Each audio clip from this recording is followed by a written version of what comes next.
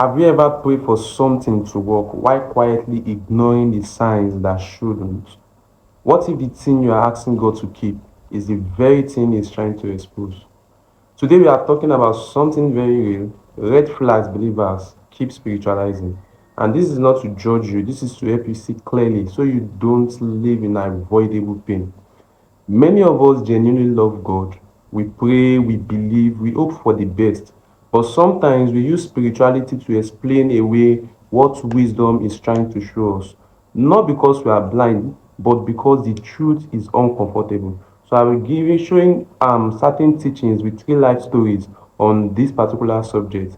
The first is a phrase God is working on them. Ignoring consistent bad character. I'm going to give an example. Someone is in a relationship where the person keeps lying, not once, not twice, or the person keeps on beating you consistently.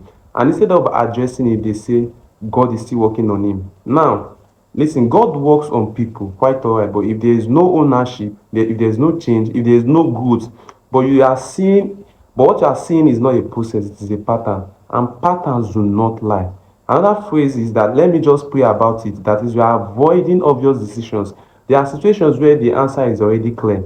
For instance, now a business partner keeps being dishonest, money is not adding up, trust is breaking. But instead of making a decision, you say, let me go and pray about it and the lies. So you see, prayer is powerful, but prayer is not a substitute for responsibility. When people decide to be irresponsible, you need to take actions.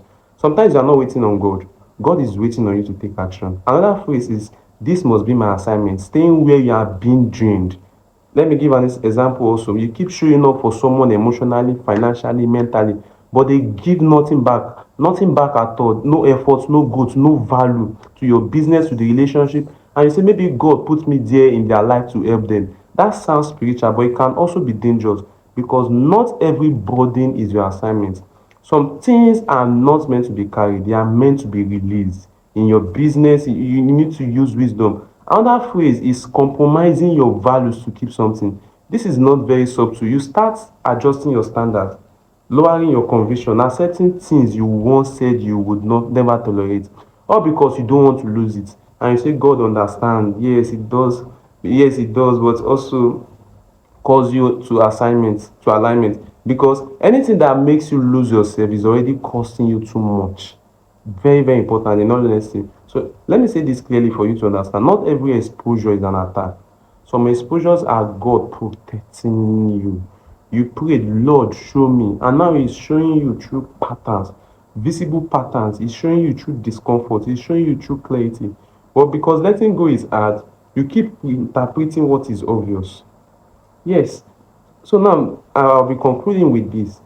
If God is opening your eyes in this season, do not close them just to preserve something that is not healthy. Be it your business, be it relationship.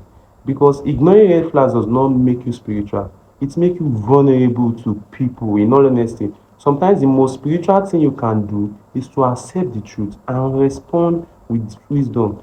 If this spoke to you, take a moment to reflect on your life. Where have you been explaining away what you should be addressing? And if this helped you, share it with someone who needs clarity.